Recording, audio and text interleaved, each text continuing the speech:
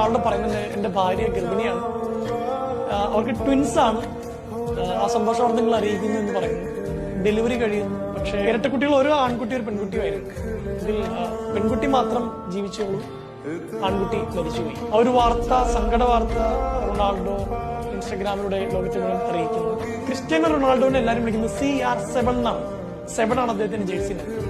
അന്ന് ലിവർപൂളും മാഞ്ചസ്റ്ററും തമ്മിലുള്ള മാച്ച് നടക്കുമ്പോൾ റൊണാൾഡോ വന്നിട്ടില്ല, കാരണം കുടുംബത്തോടൊപ്പമാണ്.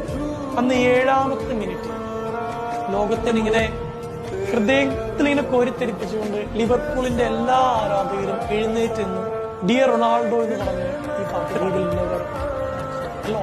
റൊണാൾഡോ ലിവർപൂൾ ആരാധകർ ആ ഒരു കൈയടിച്ചും പാട്ടുപാടിയ വീഡിയോ ഇൻസ്റ്റഗ്രാമിൽ ഇട്ടിട്ട് അദ്ദേഹം പറഞ്ഞു, ഞാനും എന്റെ കുടുംബം ഇതൊരിക്കലും. എത്ര മനോഹരമാണ്. ശത്രുക്കൾക്കിടയിൽ പോലും മനുഷ്യർ എത്ര ബ്യൂട്ടിഫുൾ ആയിട്ടാണ് പെരുമാറുന്നത്. ഈ മനുഷ്യർ നശിച്ചുകൊണ്ടിരിക്കുന്നു, ഇത് എങ്ങോട്ടാണ് ഈ ലോകം ഇത് കേട്ടുകൊണ്ടിരിക്കുമ്പോൾ ഇങ്ങനെയുള്ള കഥകളൊന്ന് ശ്രദ്ധിക്കുന്നതും കാണുന്നതും നന്നായിരിക്കുന്നു.